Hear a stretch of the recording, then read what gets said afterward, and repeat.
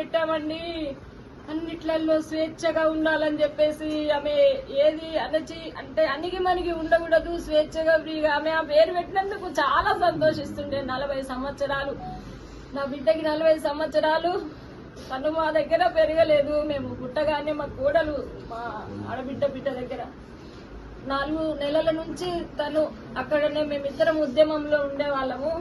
తను ఇక్కడ మా కోడలు 4 నెలల నుంచి తనని పెంచింది, తానే తల్లి. మేము ఆమెకు ఏమి చేయలేదండి. ఎప్పుడు నన్ను అట్లా ఎందుకు పెట్టిర్రు మీరని మమ్మల్ని ఎప్పుడు ప్రశ్నించలేదండి, మమ్మల్ని ఎప్పుడు కూడా తిట్టలేదు.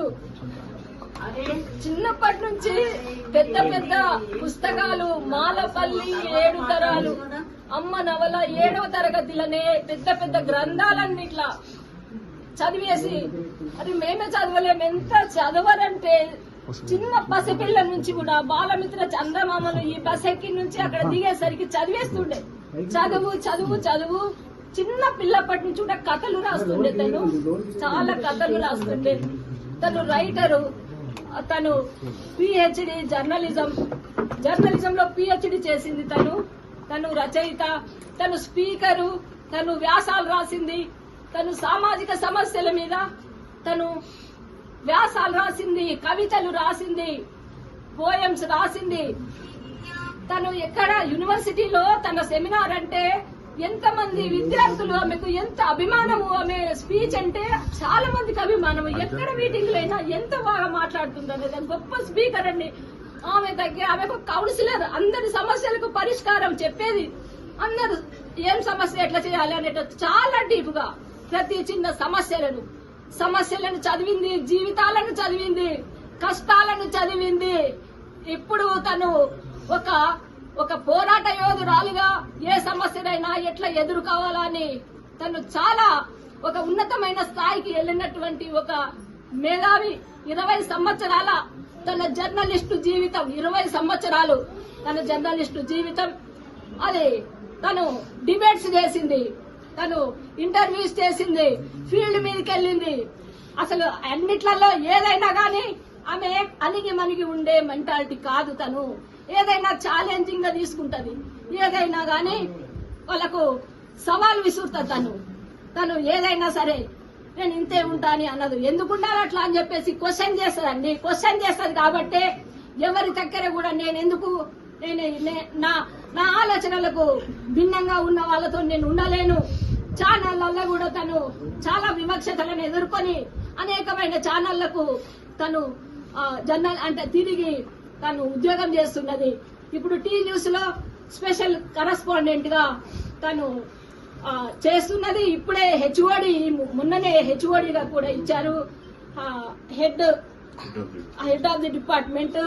చాలా వర్క్ ఉంటుంది, అందరికి షిఫ్ట్ వేయాలి. నాకు నిద్ర లేదమ్మా, అలసట బాగా అవుతున్నది, నాకు అలసిపోతున్నా, నీకు మెసేజ్ పెట్టడానికి ఫోన్లు చేయడానికి టైం లేదమ్మా అని చెప్పింది.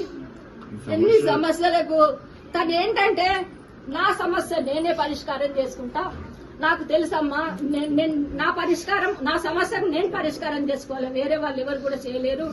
అంత కాన్ఫిడెన్స్ ఉన్నటువంటి ఆమె ఏ పర్సనల్ సమస్యలైనా గానీ ఆమె అట్లనే డీల్ చేసుకుంటున్నది. ఎంతమందికో ఆమె ధైర్యం చెప్పింది. అలాంటి ఆమెను ఇట్లా కథ అసలు మేము పోయేసరికి శవం కనిపిస్తుందంటే నిజంగా చంపిపోయిండ్రేమో, చంపి ఇట్లా వేలాడదీసిండ్రేమో అన్నట్లు అక్కడ కనిపిస్తున్నది అన్నట్టు. చాలా అనుమానాస్పదంగా కనిపిస్తున్నది. ఎవరు నేరస్తులున్నారో మేము పోలీస్ స్టేషన్ లో కేసు పెట్టినాము. ఆ కేసు ప్రకారము వాళ్ళు ఫోన్లు తీసుకున్నారు. ఇన్వెస్టిగేషన్ చేసి ఆ నేరస్తునికి కఠిన శిక్ష విధించాలి. ఇంకా ఏ మహిళలు కూడా ఇలాంటి ఒక దానికి గురి కాకుండా ఉండేటట్టు మోసకారులు ఎట్లా మహిళలను ఏ రకంగా మోసం చేయవచ్చు అనేటటువంటి మోసకారులు కూడా ఈ సమాజంలో ఉన్నారు. అలాంటి అంటే ఆమె ఎంత ధైర్యం ఉన్నామే, ఆమె ఎంత అంటే నిజంగానే ఆమెను చంపి ఉరేసి ఇంకా ఏ డోర్ల నుంచి ఎన్ని రోజుల నుంచి ఏమి ప్లాన్ వేసుకొని ఏమి జరుగుతున్నాయో చాలా అనుమానాస్పదంగా అక్కడ కనిపించింది. అది అందుకోసం మీరు నేరస్తులను శిక్షించాలి, ఇన్వెస్టిగేషన్ వాళ్ళు చేసి తొందరగా నేరస్తులను శిక్షించాలని మేము కోరుకుంటున్నాం. చివరిగా మీతో ఎప్పుడు మాట్లాడారు?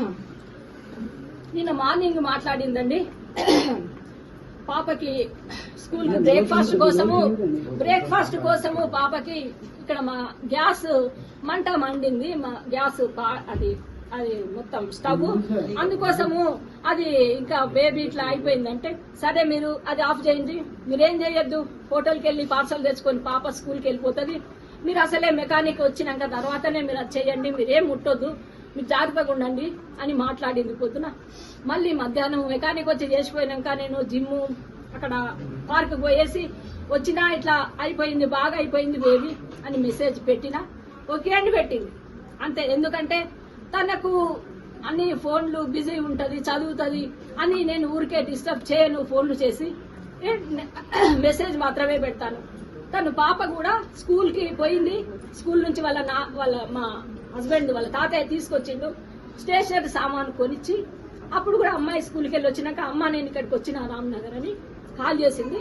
సరే తాతయ్య వచ్చిందంటే వచ్చిండు, నేను స్టేషనరీ తీసుకొని వస్తా అంటే సరే బేటా అని చెప్పింది.